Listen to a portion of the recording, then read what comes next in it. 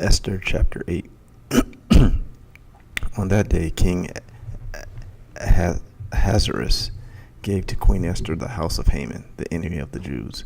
And Mordecai came before the king, for Esther had told what was to her. And the king took off his signet ring, which he had taken from Haman, and gave it to Mordecai. And Esther set Mordecai over the house of Haman. Then Esther spoke again to the king. She fell at his feet and wept and pleaded with him to avert the evil plan of Haman the Agagite and the plot that he had devised against the Jews.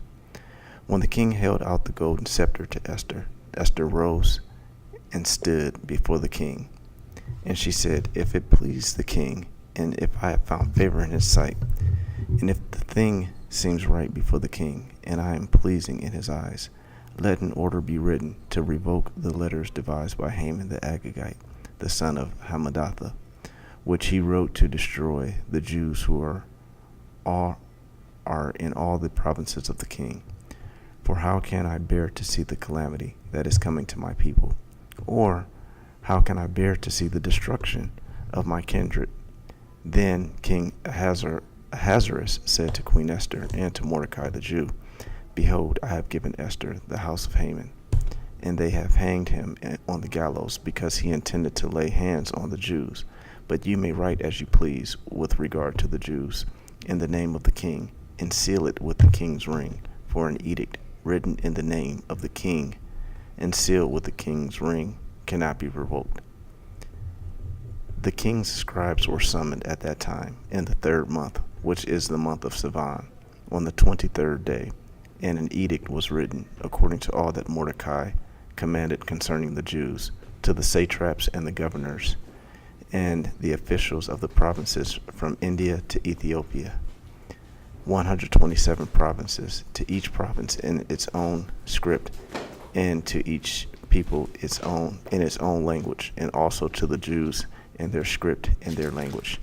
And he wrote in the name of King Ahasuerus and sealed it with the king's signet ring. Then he sent the letters by mounted couriers, riding on the swift horses that were used in the king's service, bred from the royal stud, saying that the king allowed the Jews who were in every city to gather and defend their lives, to destroy, to kill, and to annihilate any armed force of any people or province that might attack them, children and women included, and to plunder their goods.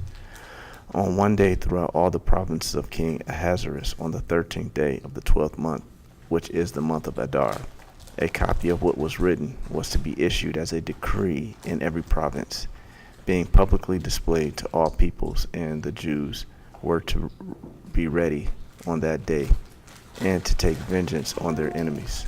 So the couriers, mounted on their swift horses that were used in the king's service, rode out hurriedly, urged by the king's command, and the decree was issued in Susa, the citadel.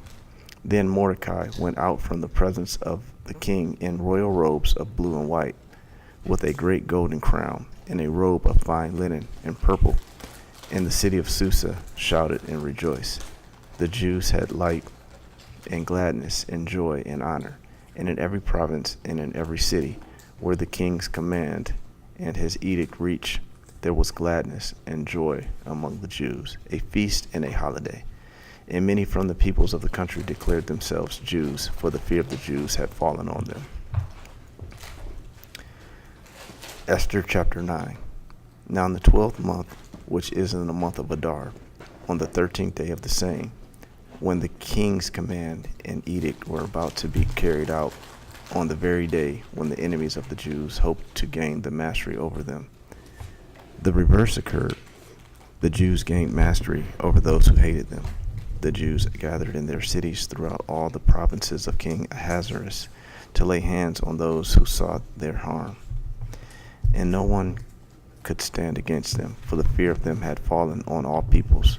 All the officials of the provinces and the satraps and the governors and the royal agents also held the Jews, for the fear of Mordecai had fallen on them.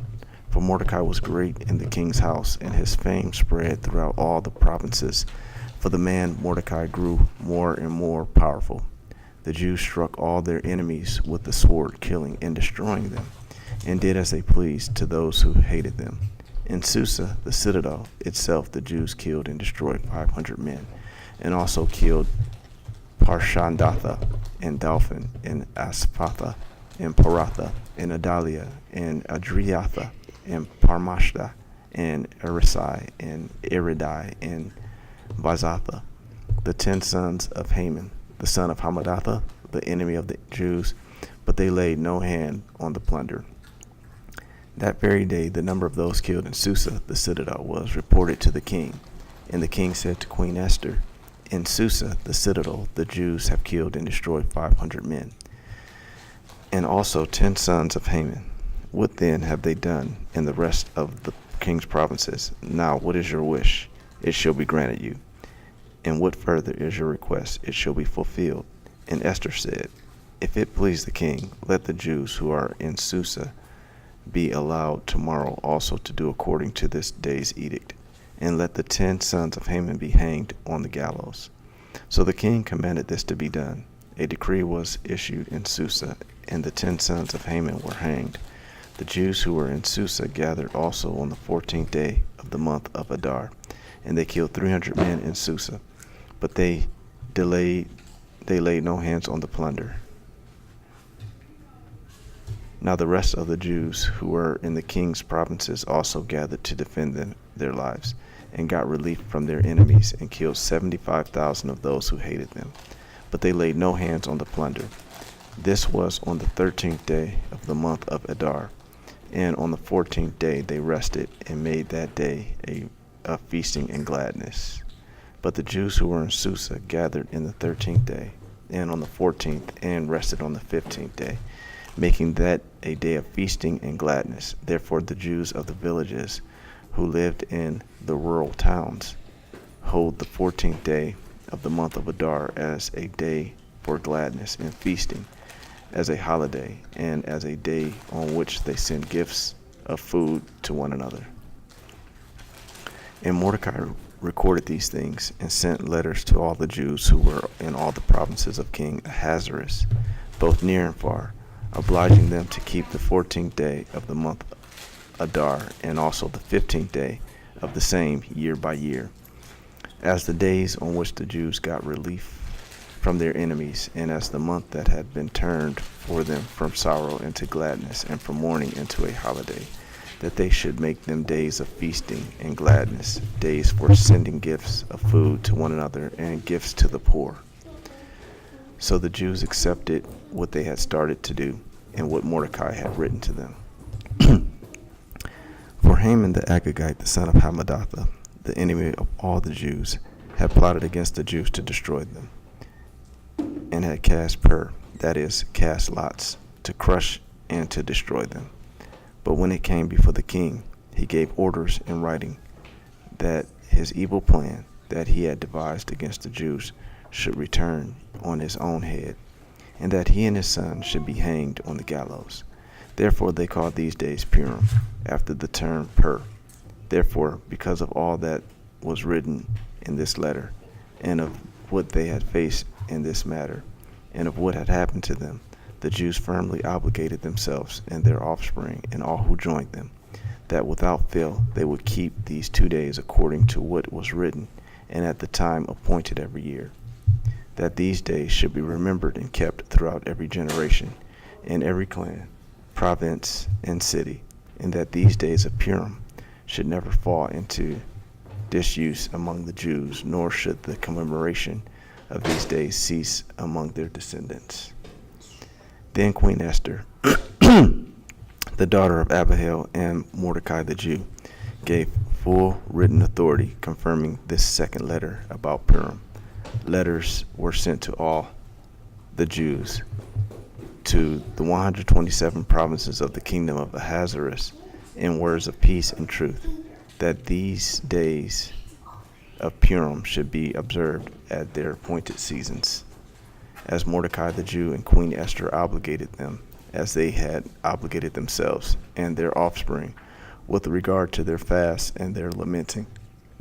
The command of Esther confirmed these practices of Purim, and it was recorded in writing. Esther chapter 10, verse 1 through 3.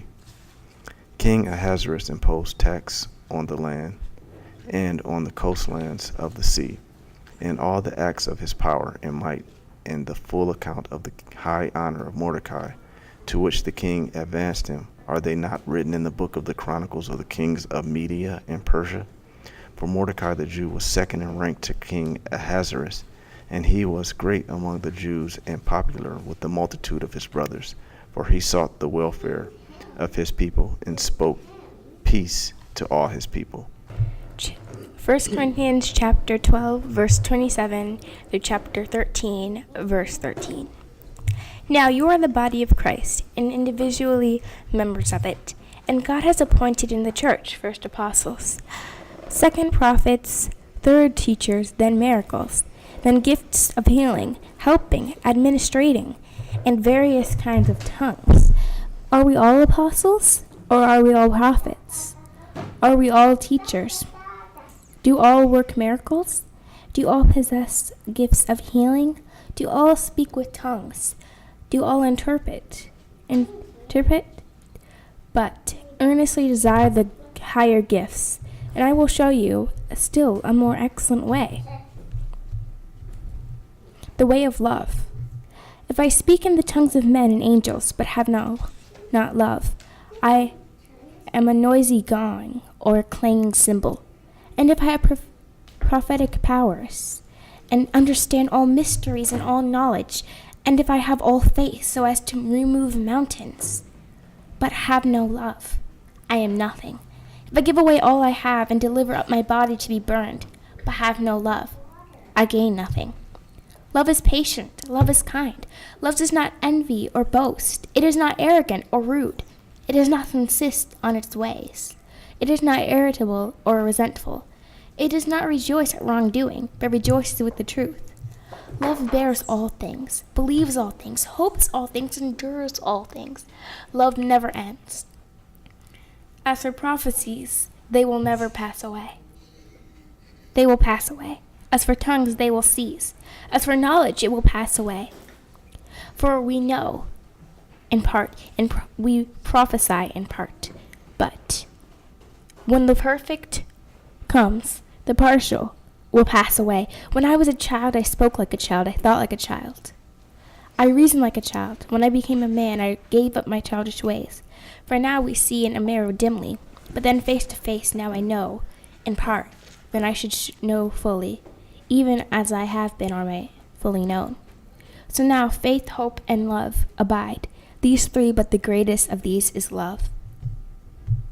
Psalm chapter 37, verse 1 through 11. Fret not yourself because of evildoers. Be not envious of wrongdoers, for they will soon fade like the grass and wither like the green herb. Trust in the Lord and do good. Dwell in the land and befriend faithfulness. Delight yourself in the Lord, and he will give you the desires of your heart. Commit your way to the Lord. Trust in him, and he will act. He will bring forth your righteousness as the light, and your justice as the noonday. Be still before the Lord and wait patiently for him. Fret not yourself over the one who proposes in his way, over the man who carries out evil devices. Refrain from anger and forsake wrath. Fret not yourself, it tends only to evil. For the evildoers shall be cut off, but those who wait for the Lord shall inherit the land. In just a little while, the wicked will be no more. Though you look carefully at his place, he will not be there. But the meek shall inherit the land and delight themselves into themselves in abundant peace. Proverbs chapter 21 through 23. Chapter 21, verse 23 through 24. Chapter 21 through 23 through 24. Verse 23 and 24. Verse 23 through 24. Whoever keeps his mouth and his tongue keeps himself out of trouble. Scoffer is the name of the arrogant, haughty man who acts with arrogant pride.